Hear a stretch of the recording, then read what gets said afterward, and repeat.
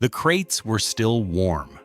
That was the detail that stopped the customs officer cold, not the weight, not the markings, not even the diplomatic seal stamped across the convoy's manifest in bold red ink.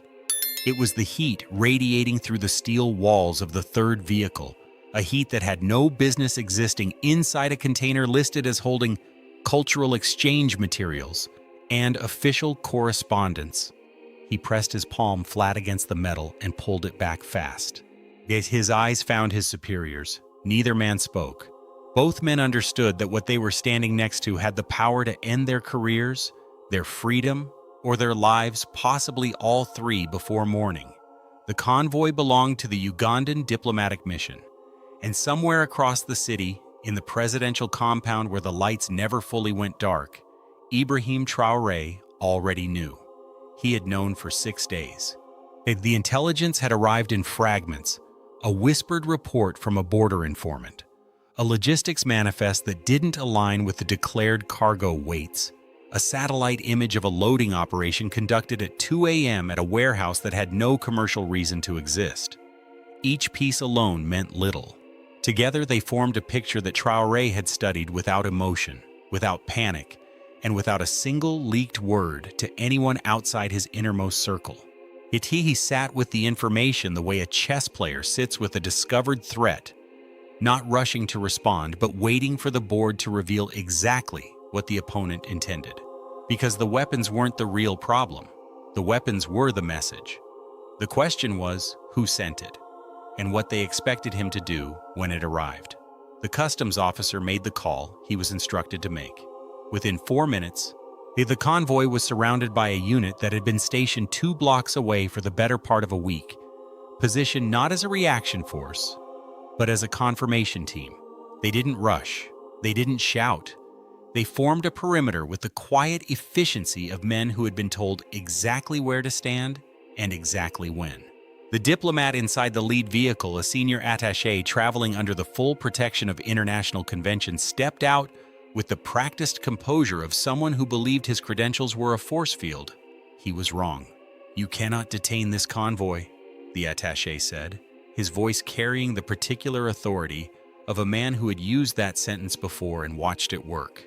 "These vehicles are protected under the Vienna Convention. Now, any interference constitutes an act of—" "No one is detaining you," the unit commander said calmly. He didn't reach for his weapon.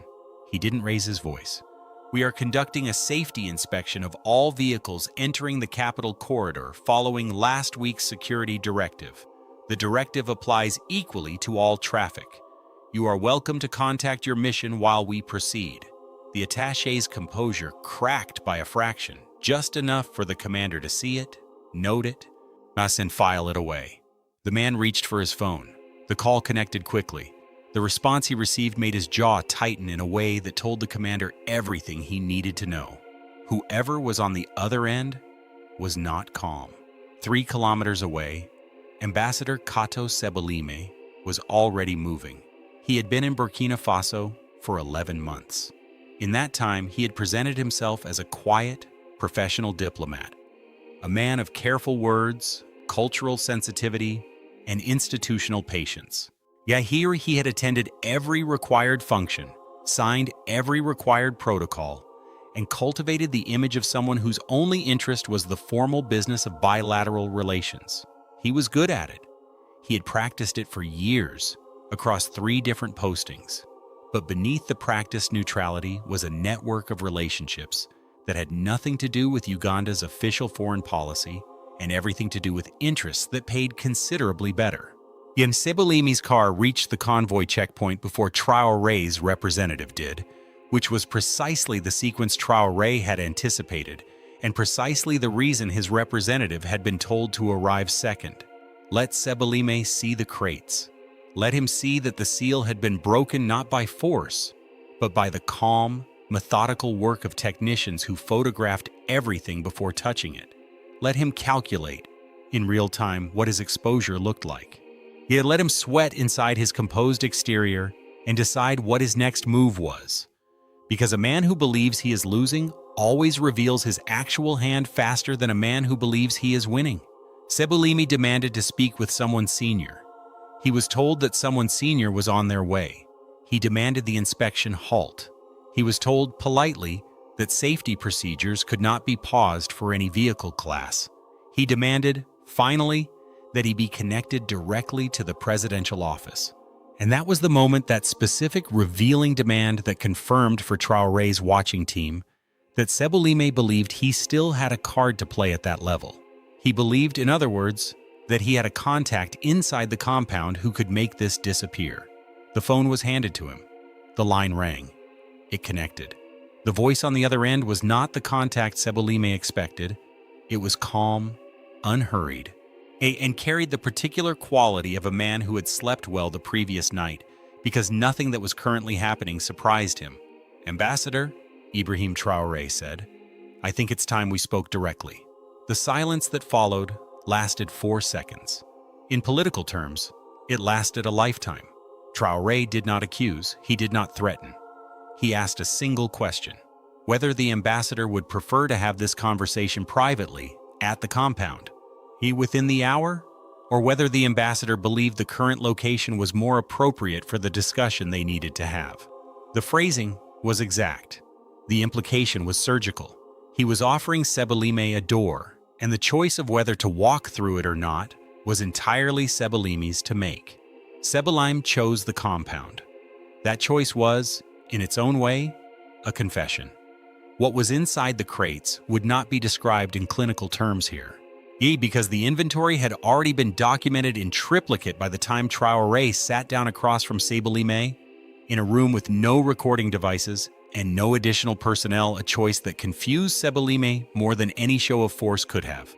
He had prepared for confrontation, he had prepared for accusation, he had prepared, if necessary, for the kind of loud, chest-forward political theater that African diplomatic incidents occasionally produced. He had not prepared for quiet. Yet Traoré let him sit in it for a moment. Then he placed a single folder on the table between them. He did not open it. He did not explain its contents.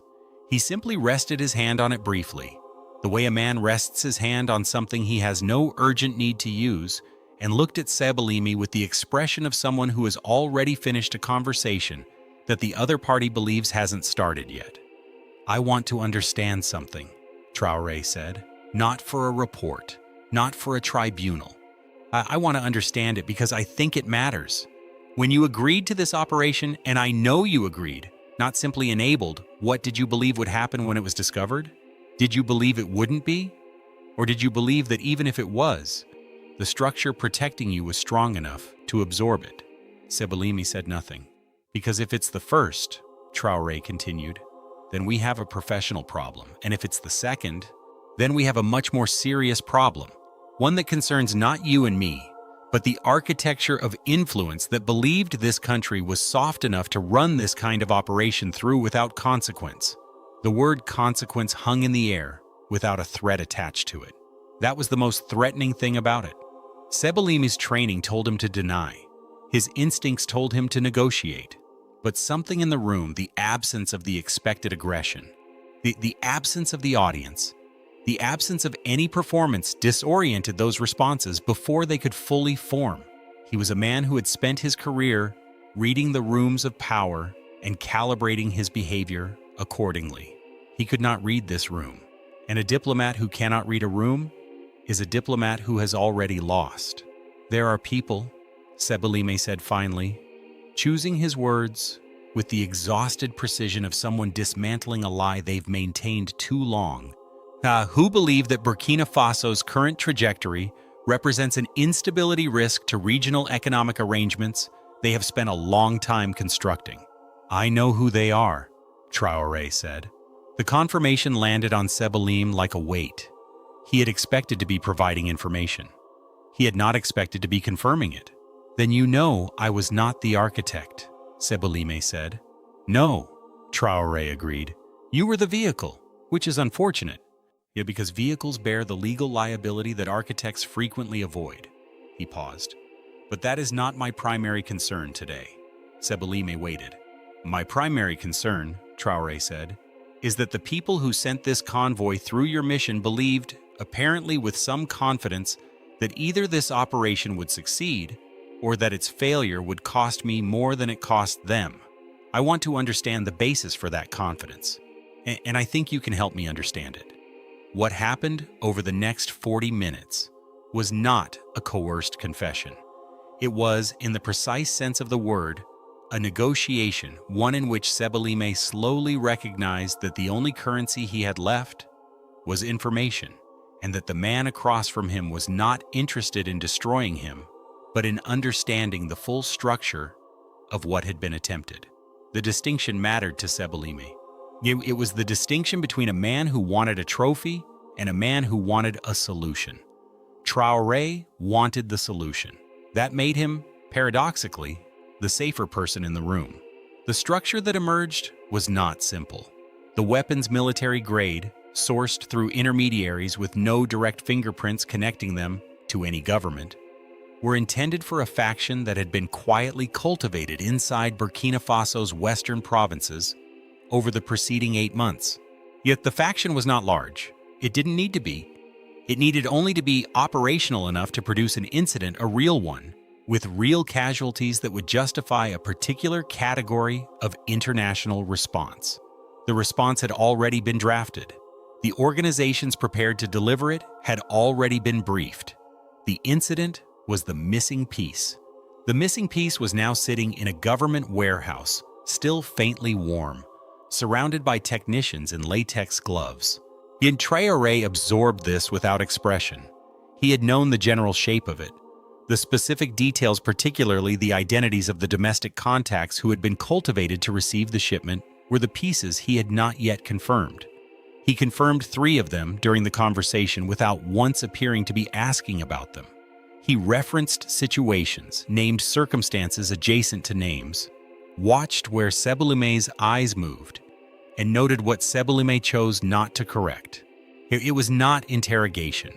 It was the kind of listening that very few people in positions of power ever develop, because most people in power are too in love with speaking to learn what silence extracts. By the time the conversation ended, Traoré had what he needed. He stood, extended his hand, and shook Sebalime's with the same professional courtesy that had opened the meeting.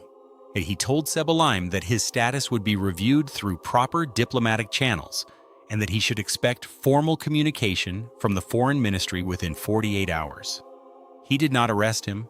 He did not humiliate him publicly. He did not call a press conference. He walked him to the door, thanked him for his candor, and watched him leave.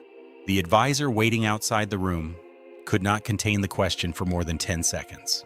"You're letting him go?" I'm letting him deliver a message," Traoré said. There's a difference. What followed was not loud. It was not theatrical. It was the kind of action that people who confuse noise with power routinely fail to anticipate and routinely fail to defend against. The 3 domestic contacts were placed under quiet surveillance within 6 hours. 2 were mid-level functionaries in logistical roles, the kind of people whose absence could be explained by routine administrative transfers without generating alarm. The 3rd was more significant, a senior figure in a ministry whose name, if released publicly, would have produced exactly the kind of international pressure Traoré had been navigating carefully for months. That name did not appear in any public document.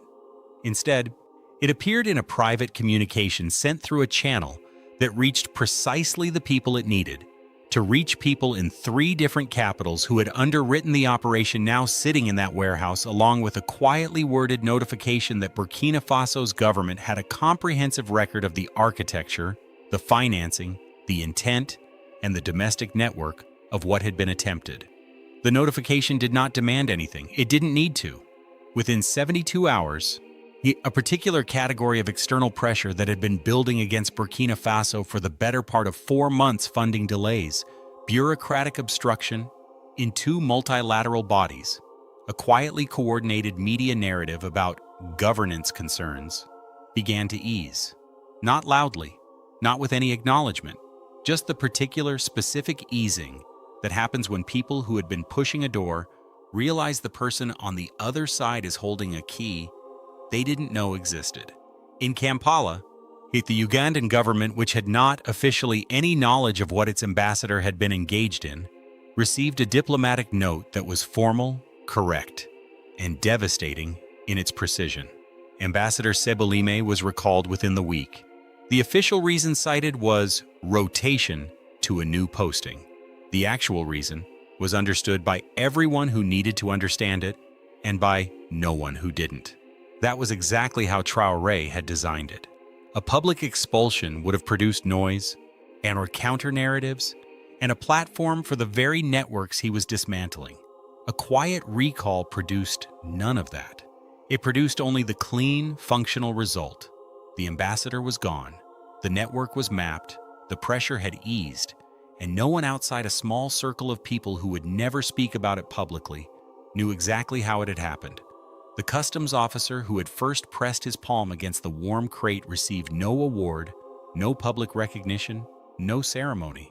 He received, just approximately 3 weeks later, an administrative commendation in his file from a reviewing body that cited exceptional attention to procedural detail. He would never know the full extent of what that moment of palm against metal had interrupted. That was fine. The interruption was real, regardless of whether he knew it.